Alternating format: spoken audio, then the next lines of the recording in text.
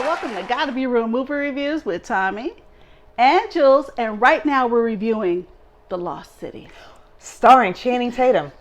Tell us about the movie. It's starring Channing Tatum. Go. Just talk about the movie.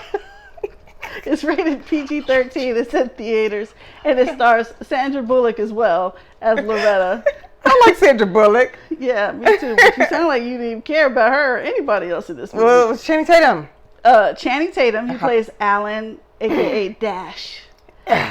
Daniel Radcliffe as Abigail Fairfax. That's Harry Potter. Divine Joy Randolph as Beth Hatton.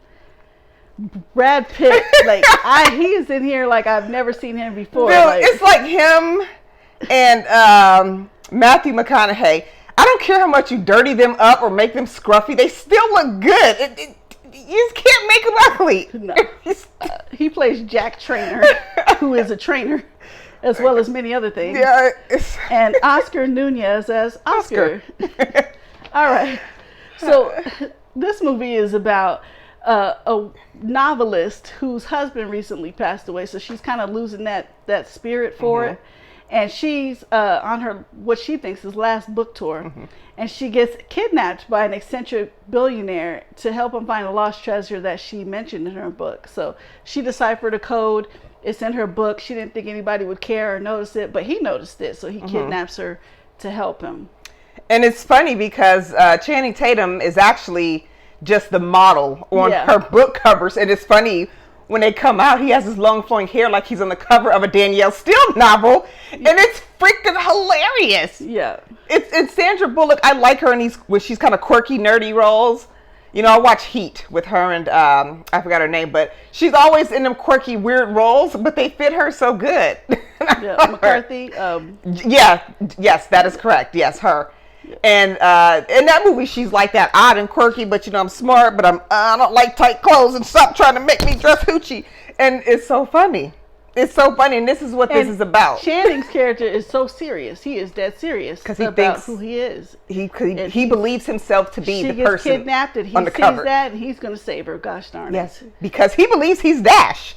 He thinks he's really Dash. He was just a cover model, right? But you know what? When Brad Pitt's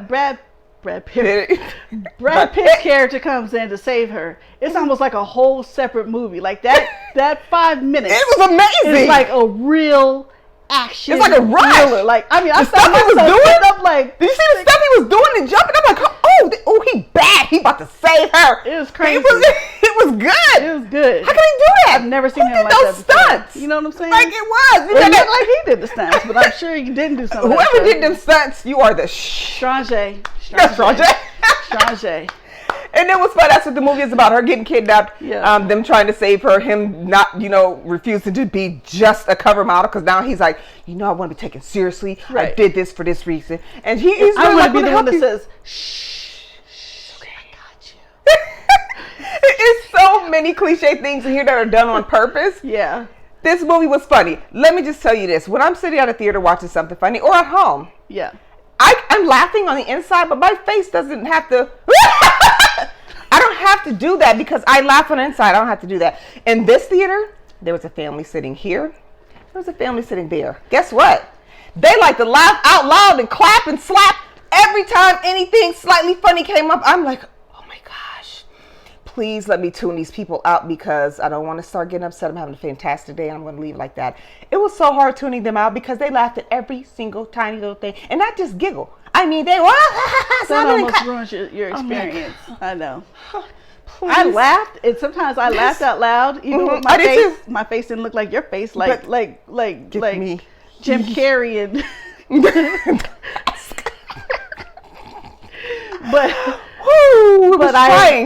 It wasn't all laugh out loud funny. It was funny. Sometimes you're funny on the inside. Sometimes it's funny. There was a few. I laughed loud a few times, but every freaking. I mean, if she slipped on a piece of mud there. How long are y'all going to sit here and keep laughing? Because now I can't even hear them talking. Now you have to see it again. All right. And that's fine because you know why? We see Channing Tatum's bare butt in here. And yes, it is his butt. And I knew it was his butt because I watched all the Magic Mikes. And I've seen his butt, it was his butt on Ellen. Because his body. I knew it was his butt. I've seen it several dozen times. It's his butt. But you see his butt. So if you don't want your kids to see a bare butt, and they focus on it, several times. It's focused. You see the crack, you see the cheeks, muscle bound cheeks. Okay. All right. So it's butt. Okay. So Look. if you don't want your kids to see Okay. butt. Extra scenes. It yes. was funny. There's extra scene. Approximately 2 minutes into the credits, it's a must see. After that, there's no extra scene. You know why I was so happy? Because I never stay after the credits. That one came so quick. I was still sitting down. Some people had left. I couldn't believe that I was still sitting down. Some people left. I was like, suckers, you should have waited. It came quick though. Yeah. And it was really good. I saw it so soon, when it first came out, I saw it on Thursday, which it was advertised was coming out on Friday, that the Run P people didn't even have a chance to put in whether or not there was extra scenes. So I just stayed on my own. And so about 2 minutes in, and then nothing at the very end of the credits. Oh, and plus the lady had tried to steal my sweater when I went to go get my snacks and stuff. And I knew it was them. Terrible but listen, time. Anyways, when they knew I kept looking for, did you lose your jacket? Yeah. And then they didn't even tell me why they touched it. So I was staring at them like, were you going to take the lost and found? Yeah. No, because when she handed it back to me, she had it hidden behind her back. I'm like, did you need a sweater that bad? But see, this is why sometimes you just have to zen yourself because stuff happens, especially at the theater. I had a kid next to us walking around playing songs on his mouth, and he had to light up shoes, and it looked like he was with his grandparents or something. But they go, "Shh, you need to sit down," but still letting him do it anyway. So again, this is when I have to really, really focus my inner peace, because there's nothing worse than somebody talking and making noise in a movie that is so unnecessary. That is my solace. You are ruining my fantasy, okay?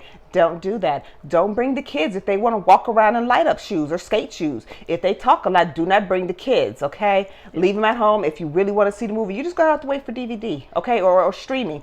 That's what happens when you become a parent, okay? My plea is, whether you're a child, because they also make these for adults, child, adult, or whatever, please don't wear light-up shoes to the movie theater. Thank you. And and she got on her phone twice as well, so yeah. So let me say the notes that I pulled from IMDb real quick. Ryan Reynolds was originally sought after for the lead male role, marking his reunion with Sandra Bullock after The Proposal. He would have fit. 2009. He would have fit. Yeah, but the deal couldn't be reached, and Channing Tatum was cast, and now you see his butt and not Ryan I'm guessing Reynolds. it's a money issue. No, an agreement couldn't be reached. Well, yeah.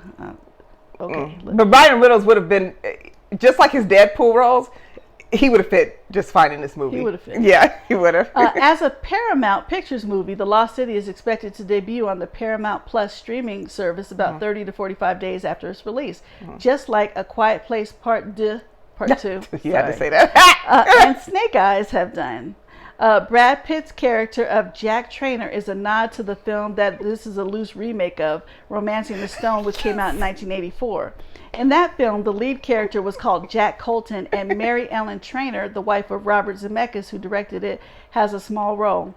Mary Ellen died in 2015 at age 62, so Jack Trainer is a nod to the original film. Romancing the Stone, yes. Yes, and I when like when Channing had that long flowing hair to go on this, this book promo tour, and she's not feeling it in the hair. All I could see is Danielle Steele. Right. Danielle Steele novel, when the guys have their white fluffy shirt, open a little bit, and the wind's blowing, and he's so good looking. And it was hilarious in Romancing the Stone that's in the good description. This movie was it was funny to me. How many clappers would you give it? I'm going to go with 3. I laughed a lot. It was fun. I think this would be a great date movie, especially if you want to kind of do something in the daytime. It's funny. It was a good watch. It was an enjoyable watch. So I'm going to give it a 3 clapper. I'm going to go ahead and give it 3 clappers as well. It was fun. It was funny. I would see it again, but was it super great? Would I buy it on DVD or streaming? No, I'm not going to buy it, but would I watch it at least one more time? Sure. Yeah. It was funny. You're going to get some laughs in there, so we guarantee that. So, all right, so there you have our review of The Lost City with Channing Tatum's butt in there that we see zoomed in on quite a few times. Don't forget, we're on Facebook, we're on YouTube, we're on Instagram. Like and subscribe. Tell us what you want to see. Oh, and don't forget, we're also on Cash App. GottaBeReel. Donate whatever you like. Let us know what you want to see. We got you, all right? Talk to you later. Bye-bye. Bye-bye.